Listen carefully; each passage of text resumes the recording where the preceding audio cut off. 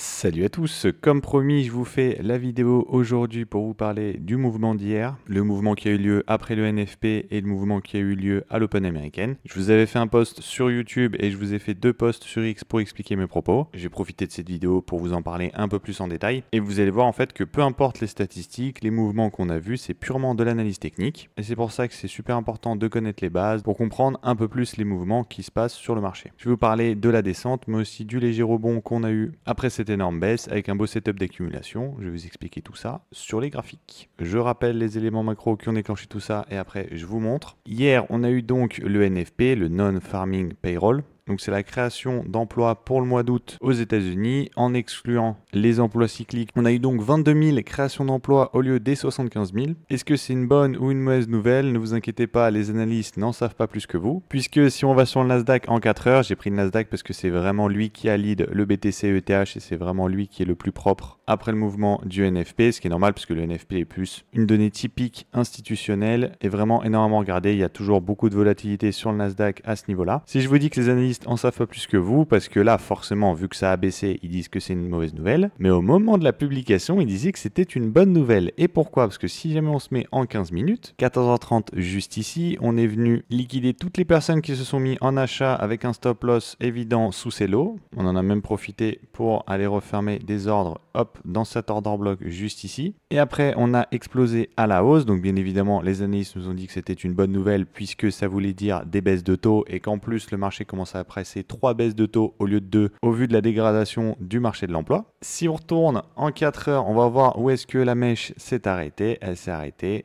hop, juste ici, dans l'order block du début de tout ce mouvement baissier. Il y en avait un autre, c'était celui-là, sauf qu'on était déjà venu, hop, ici. Donc on était revenu un peu au-dessus pour fermer, tac, celui-là. Donc le plus obvious qui est resté, c'était celui-là, parce que c'est vraiment le dernier achat avant le début de toute cette descente haussière. On est donc venu refermer les ordres et prendre tout le monde à revers. Toutes les personnes qui ont vu cette hausse et qui ont acheté en FOMO se sont fait rect juste après. Ça s'est passé à l'Open américaine. Si jamais on va en interne, on peut voir une distribution à l'ouverture avec un break-off structure juste ici. On revient sur l'order block.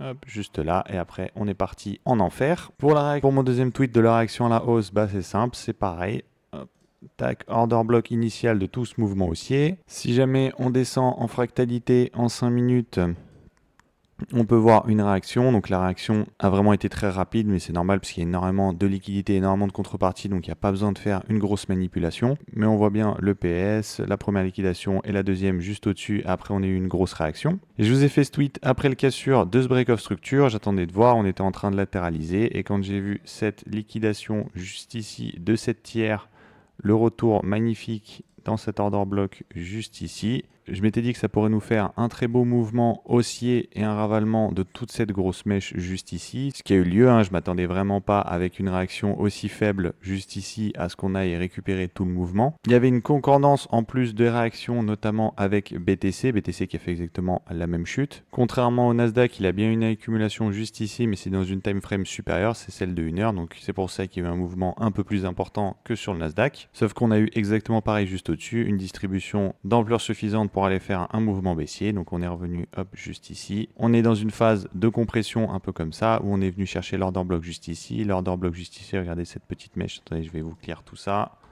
Hop, on va prendre le rectangle. Tac, tac, tac. On est venu juste faire une petite touchette juste ici pour refermer les ordres. Malheureusement, ce setup, ça fait plus continuation baissière qu'une reprise à la hausse. Est-ce qu'on est venu, hop, juste ici, tac. Je crois qu'on n'est pas venu toucher. Après, c'est pas vraiment trop important parce qu'on est un vendredi, donc il y a moins de liquidité, il y a moins les institutions qui sont dans le lot, donc c'est pour ça qu'on a des mouvements un peu moins jolis le week-end. Si on dézoome, on est juste venu chercher les liquidités juste au-dessus. Après, juste au-dessus, on a eu la fameuse distribution et après, on est parti en enfer. Pareil sur ETH, hein, on est venu chercher les liquidités juste au-dessus. On a réagi dans cet order block juste là. Honnêtement, pour ETH, qu'il est juste venu prendre la liquidité juste au-dessus et pas qu'on soit pardon, venu juste prendre les liquidités un peu au-dessus parce qu'il y avait vraiment pas mal de liquidités juste là. Il y en avait aussi un peu hop, juste ici à récupérer. J'aime beaucoup parce que ça veut dire qu'on n'a pas pris toute la liquidité afin d'aller bien crash en enfer et que là, le mouvement qu'on a eu va sûrement nous faire une baisse et un break de ce truc-là. Mais vous voyez qu'il laisse quand même énormément de liquidité. Ça se voit en daily, vraiment, vous voyez bien, hop, toute cette petite mèche là, tac, tac, tac, tac, c'est à des gros niveaux de liquidité à venir aller chercher. Donc pour moi, ça veut dire qu'on va y revenir tôt ou tard. Donc ça veut dire qu'on aurait forcément un pump pour aller le chercher. Quand c'est comme ça, il y a deux options, hein. Soit on va le chercher en faisant une UTAD, on vient liquider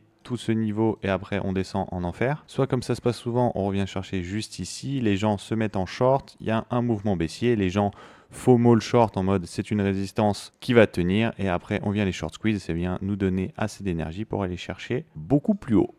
Si on regarde quand même la bougie que ça nous fait en daily, elle est vraiment dégueulasse. On n'aime vraiment pas voir ce genre de bougie. Point positif, c'est que juste en dessous, il y a pas mal de liquidité à aller chercher. Donc c'est-à-dire que même si on descend, on pourrait très bien avoir un rebond dans certains order block juste ici. Après, personnellement, si on y va, je m'attends plus à ce que ça vienne au moins chercher ce niveau-là.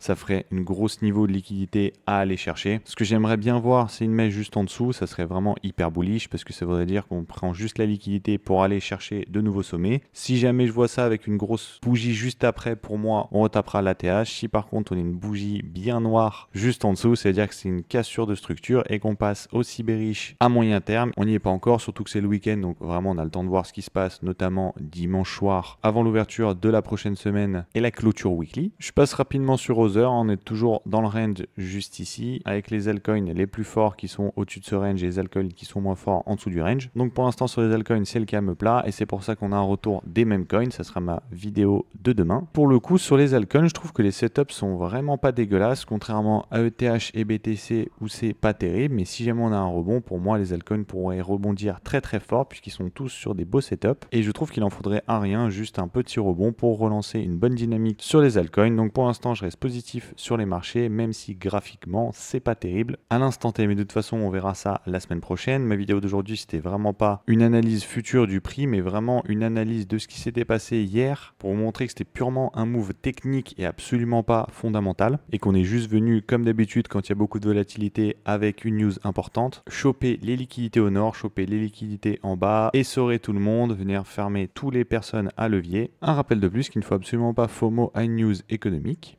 Qu'est-ce que j'ai fait sur mon portefeuille? Comme d'habitude, je suis allé sur de l'ETH, sur du Solana, sur du Hype, en attendant d'y voir plus clair. Sur ce, je vous donne rendez-vous demain pour ma vidéo sur les mêmes coins, notamment sur ce truc. Merci pour le temps que vous m'avez consacré. Tchuss!